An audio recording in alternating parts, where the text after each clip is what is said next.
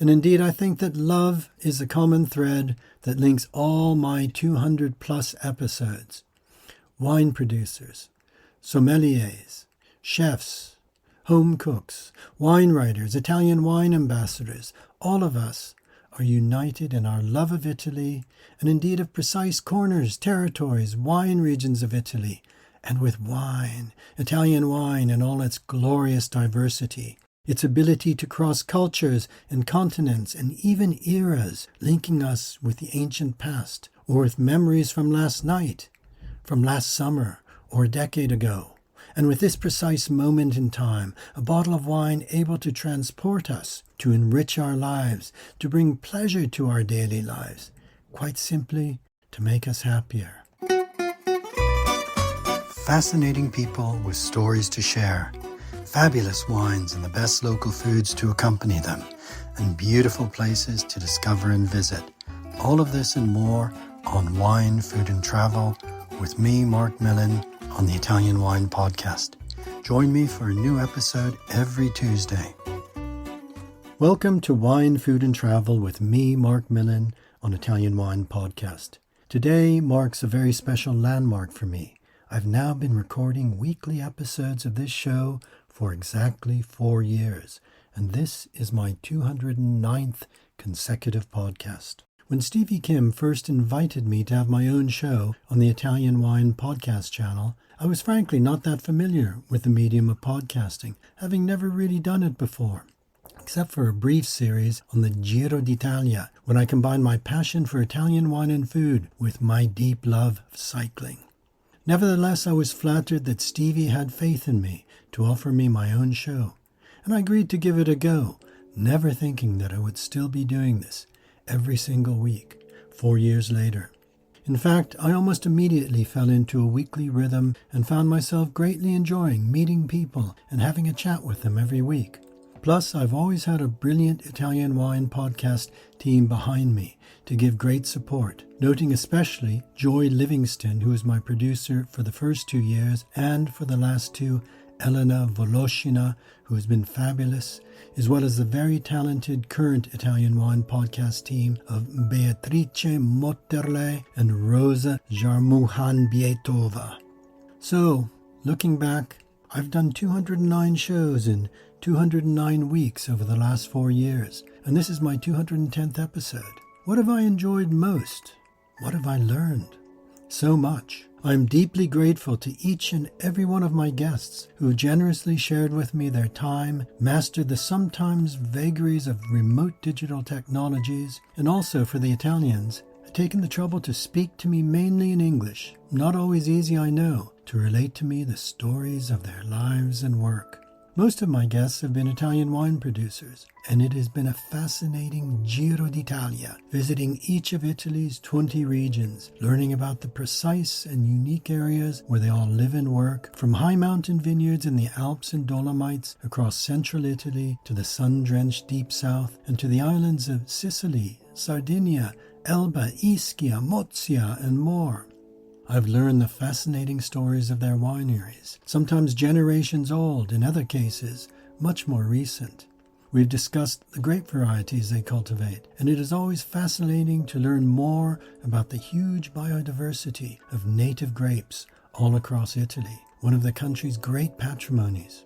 We have talked food too, and I've learned of delicious local specialties and salivated over descriptions of piatti tipici that every visitor should try to sample, and of course the best wines to accompany them. Our listeners, you I know, are located all around the world.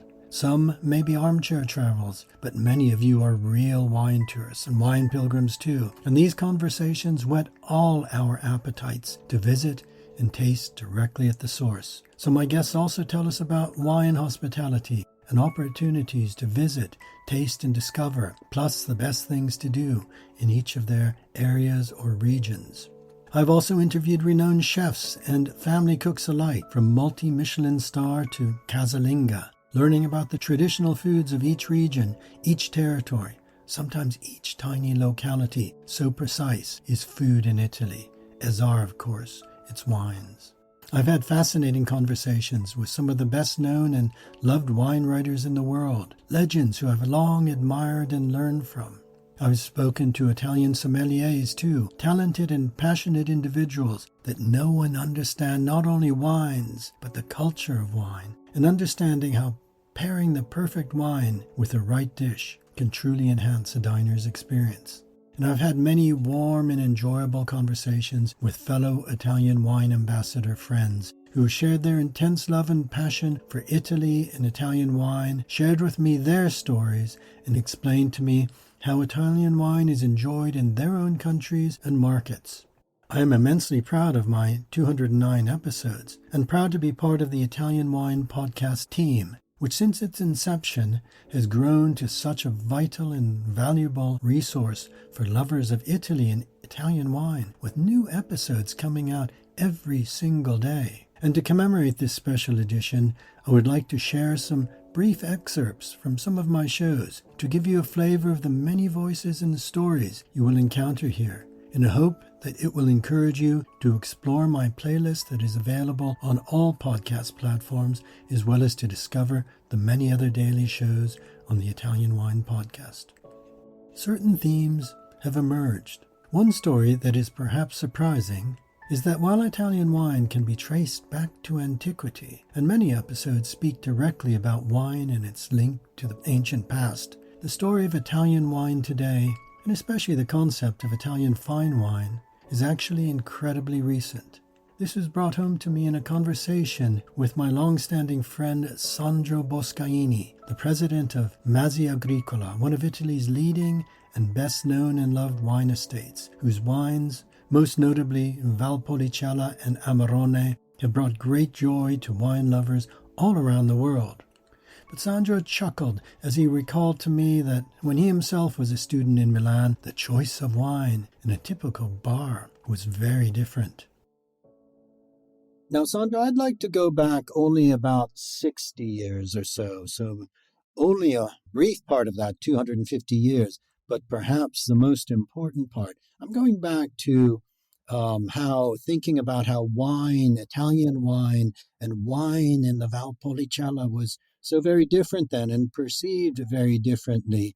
Now, tell me about when you were a student in Milano and drinking wine in bars. There wasn't much choice then, was there? No, it was really, you are right, Mark.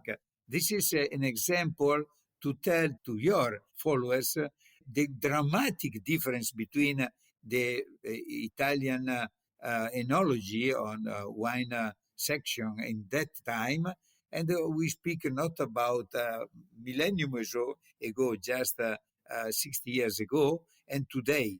At that time, I remember, for example, we used to go on the evening just for a glass of wine with my friends in a Trani. It was the name of one what today is wine bar, but in Italian today many they call today either osteria, the place to drink wines. The wine chart, the wine selection was very simple and was written in a three small barrel: vin scur, vin char, vin gros. Wine dark, which means the wine from south of Italy.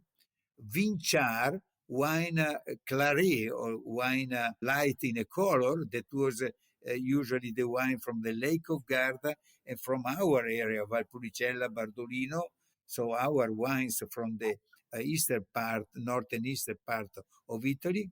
And vin gros, it was the wine more robust from Piedmont and more also black like Barbera, Freisa, these wines from the western part of Italy. This was in the 1960s. The renaissance of modern Italian wine had not yet happened, yet Italy was then and sometimes still is now the largest producer of wine in the world. And at that time, Italians consumed more wine than people from any other country. Britain, by contrast, was barely yet a wine-producing country, and the consumption of wine was minuscule by contrast. Wine, then, was a drink for the privileged, the elite.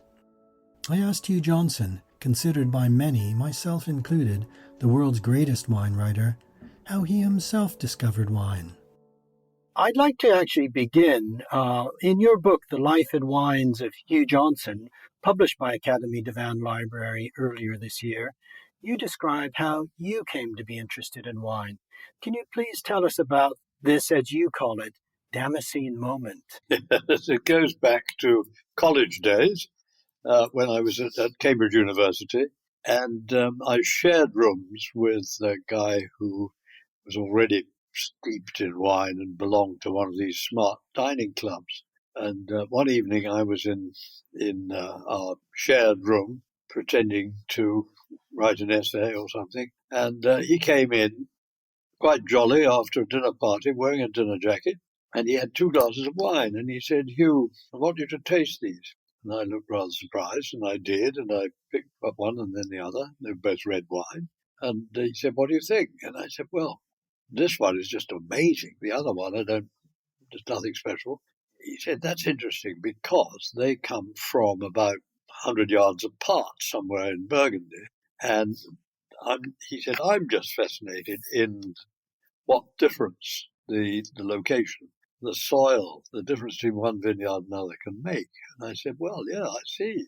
That's extraordinary." And he said, "This one is worth 25 times as much as the other one." And it became more and more interesting. And in the end, that sort of theme led to my writing The World Atlas of Wine. Hugh's World Atlas of Wine, about to be published in its 8th edition and now edited by Jancis Robinson, was one of the seminal wine books that helped to popularize wine, especially in Britain and the US, through Hugh's beautiful and succinct writing, linking wine directly to place, to terroir. But the early edition that I first read and used almost as a literal roadmap had a mere handful of pages about Italy. The renaissance of Italian wine and the perception of Italian wine around the world evolved incredibly quickly, really within just the last half-century or so. Amazing considering what an ancient wine land Italy is and always has been. For the Greeks, Etruscans, Phoenicians, and of course the Romans, wine was central to their culture and way of living.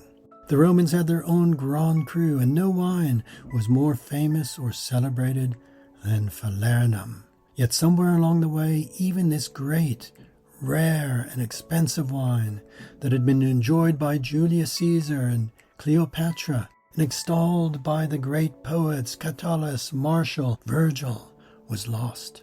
Salvatore Avallone of Villa Matilda Avallone relates a tale of how his father, Francesco Paolo Avallone, a lawyer and classical scholar, became obsessed with the story of Falernum and set out to rediscover its origins and bring this ancient wine back to life again.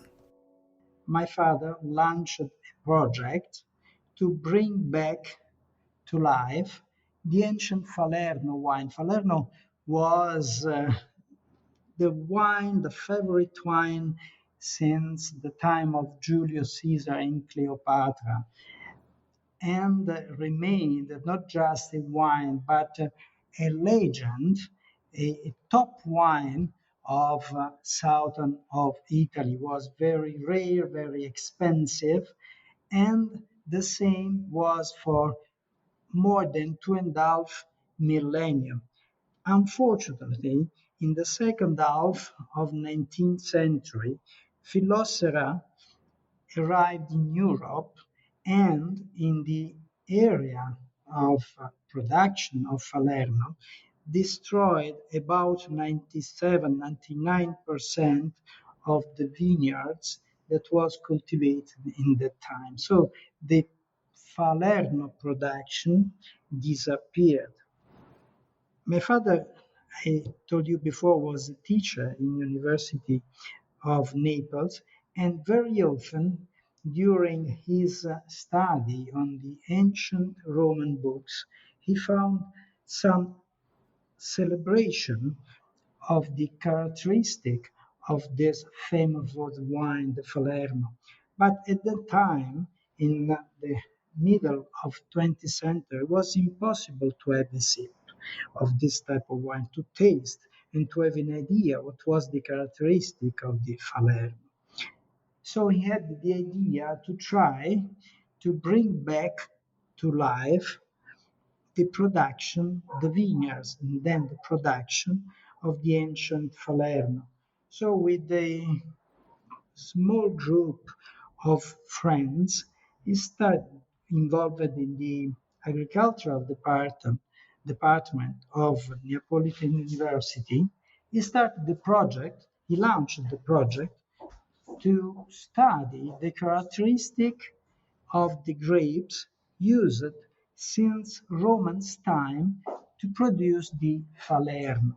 He invested more than 15 years of research in this study. And finally, after this long story and many weekends invested to walk around the ancient Falernus production area, finally he found 5 vines of white grape varieties and 15 of red grape varieties survived to the Phylloxera. That was the direct descendant of the grapes used during Roman imperial age to produce the ancient Falerno. A fascination with the wines of antiquity brought another of Italy's iconic wine producers, Dr. Piero Mastroberardino of the Mastroberardino Winery in Avellino, to embark on a remarkable project with the archaeological authorities of Pompeii, in which vineyards within the ancient city, buried under meters of volcanic ash, pumice and lapilli, were identified and replanted using the exact same training system as had been in use by the Romans until that fateful day in AD 79 when Vesuvius blew its top with such devastating and destructive force. Piero takes up the story. Now, just a few more details about this Villa dei Misteri project. You say that you actually planted in the vineyards, actual vineyards you were able to find traces of posts, and able to utilize the Roman training systems. Exactly. To reposition the plants in the exact same position of the 79 AD eruption, and this was made with the collaboration of the archaeologists. And so you see that those vineyards were made with a density of plantation that is about 8,800 plants per hectare. That is something quite crazy. Currently, after many years of experiments here in Irpinia, we decided to stay on 4,500 up to 5,000 plants per hectare. That is a good density considering the steep slopes that we have here on the mountains, but there it's very plain, and it was possible to work with a little higher density. That was the original ones from the Romans. And the reason for that was that they wanted to have a higher level of shades during the working in the vineyards. And so the approach is different. Today we talk about density of plantation because we want to make a balance between the biological individuals and the microenvironment. The reasons were different, but the options were similar, as I was saying before. Yeah, that's absolutely fascinating. And were you able to determine the grape varieties that have been planted through DNA? Yeah, we have plenty of information on this, and we made a lot of studies. But of course, literature is a very strong support there because from the time we have so many documents, but also we made a lot of studies on the residuals that we were able to analyze in the region, in the area.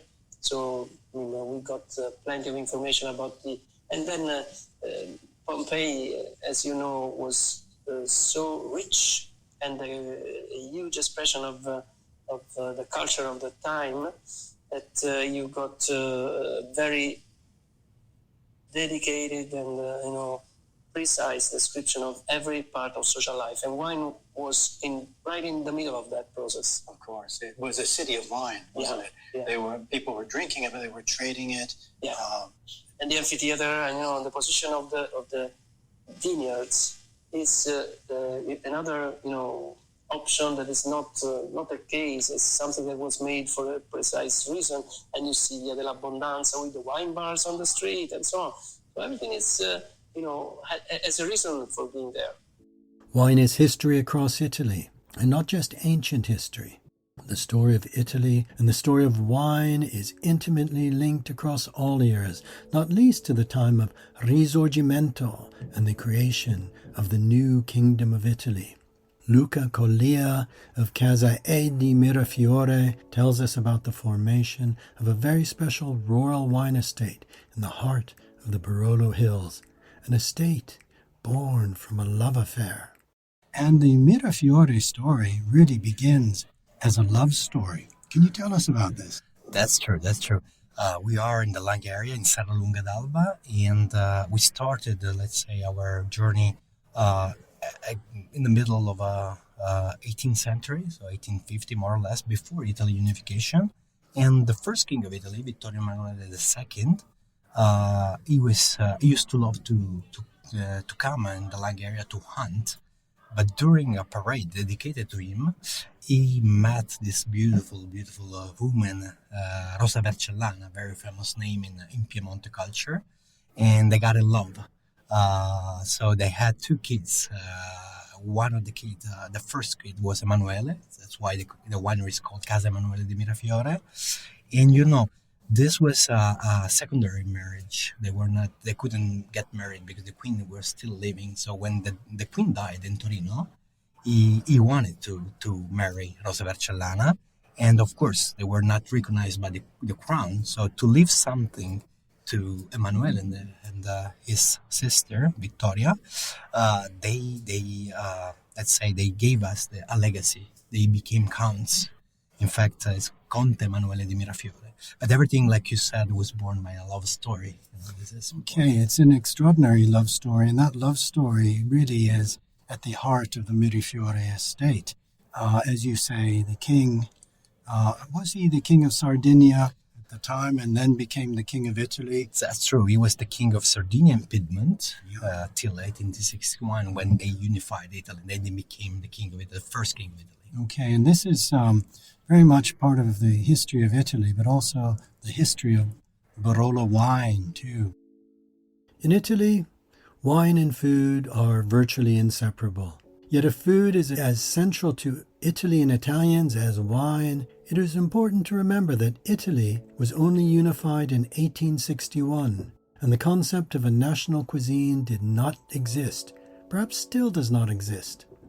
Susie Silva of the Casa Artusi tells us about an unlikely Italian hero, an octogenarian traveling businessman, Pellegrino Artusi, who wrote the first domestic Italian cookbook, a book which is said to have helped to unify the nation through its stomach. But we have always to remind that Italy as a country is very young. We became a country, so we had what we call unification of Italy only in 1861. Mr. Pellegrino Artusi was born in 1820, so before unification of Italy. And I confirm what you said. Before unification, we had deeply different languages, uses, habits in Italy. Mr. Pellegrino Artusi had a kind of intuition. He understood that when we travel, not in only in the past, like nowadays, and not only in Italy, everywhere in the world, when we travel and we taste typical dishes, we get in touch with one of the most authentic expression of the culture of a place. And he got curious about this. He was lucky because he used to be guest in the house of people. So what he had a chance to experience was the really home cooking, the very local dishes. He decided to, let's say, to take note not only of the recipe, but about, information about the area, about the family he used to visit. It's a kind of picture of Italy at that time. Oh, that's really, really fascinating. So Italy became a unified nation in 1861, and just 30 years later, Pellegrino Artusi was self-publishing his book, with a rather grandiose title. Yeah, the book is, in Italy, as you know, Mark, we always call it simply Artusis. We call the book with the name of its author, okay? But the title of the book is Science in the Kitchen and Art of Eating Well. Do not get impressed by the word science. It's not so scientific. It simply wanted to underline that he was trying to give a practical manual with advices, with a few notes to help people to cook. And art of eating well. Because, as you know, we are Italian. Eating for us is never only a matter of feeding. It's always a way to spend time together. It's our lifestyle. And Mr. Pellegrino Artusi, with this book, really, as I already said, made a picture of Italy at that time. I'd like to think that the conversations on my show, Wine, Food and Travel with Marc Millon, like Artusi's Capolavoro, Science in the Kitchen and the Art of Living Well, give something of a picture of Italy at this moment in time. Wine and food, after all, are social history. Vicky Bennison understands this well, though it was not her intention when she began to create her YouTube Pasta Grannies films of older women mainly demonstrating how to make pasta in their own homes all across Italy, a remarkable documentation of precious human skills and knowledge that are at risk of being lost when this older generation is no longer with us. Vicky, your Pasta Granny videos are also documenting social history. You're speaking with people in their 70s, their 80s, often their 90s. You're making permanent this moment in history through food, taking us inside their houses. We see how they live. We see the utensils they use. We see their kitchens and the aprons that they're wearing. And we hear their voices, their accents, their dialects, their languages. It is an important documentation that you're doing. Was that an intention when you set out? No. I just did it because I was interested. The whole thing has evolved. So I wanted to document the women. That was yes, I knew that. I mean, the way that it's kind of blossomed into something that's a social history record.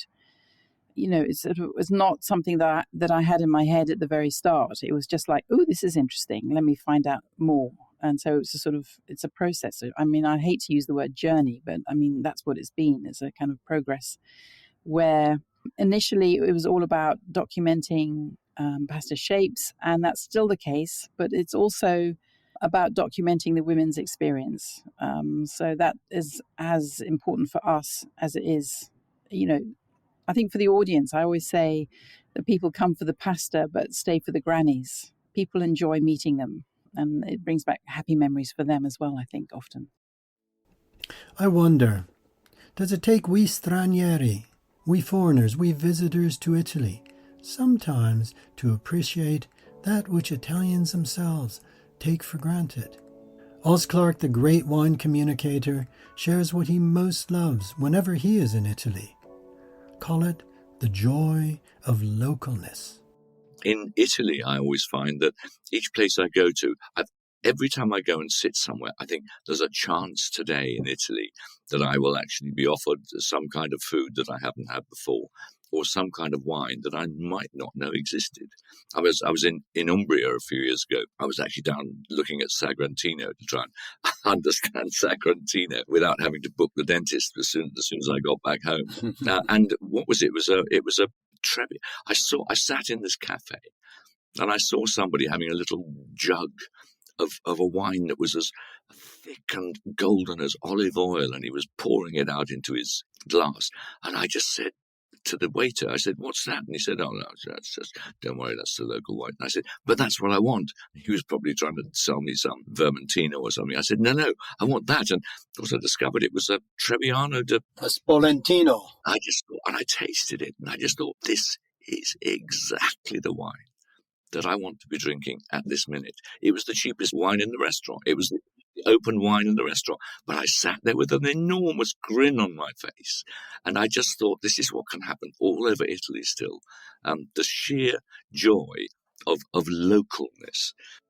Ben Little, an Irishman, fell in love and moved to Friuli Venezia Giulia, and perhaps rather bizarrely, fell in love with a grape variety, Pignolo, a grape he became so obsessively infatuated with that he wrote, designed, illustrated, and published a remarkable book about it, Pignolo, Cultivating the Invisible. Well, there's one word that basically links everything, links all those questions, and it's love. So I met my now wife in Dublin in 1997 and made a first trip to Friuli. Her father is Friulano, her mother's Irish, and she happened to be working in Dublin at the time, and we met in a wine bar, Dublin's only wine bar at that time, La Cave. And in 1998, I came to Friuli Venezia Giulia for the first time, and it was quite I would say, a spiritual encounter. Fell in love as much with her, Lucia, as I did with the feeling that I discovered that I dove into in the region. Quite a remarkable experience. Let me first say to our listeners that Pignolo, Cultivating the Invisible, is quite unlike any wine book I've ever encountered, perhaps unlike any book at all that I've ever encountered. It's striking verbally as it is visually, and it centers around a single grape variety, Pignolo. And Ben, I want to just give our listeners a teaser from Act One to gain a sense of your voice, which is so strong throughout this remarkable book. This is from Act One. The part of life entitled What Happens Next is the elusive mystery that holds us in perpetual suspense. Though we might feel in control of everything, are we really? Far from my wildest imaginations, an encounter with Pignolo sprang to life, morphing into a fantastically bizarre undertaking. A madness such as this usually affects other people. It never happens to us, until it does. In the depths of my ignorance, Pignolo fished close to my emotional seabed. It got me trawling for meaning.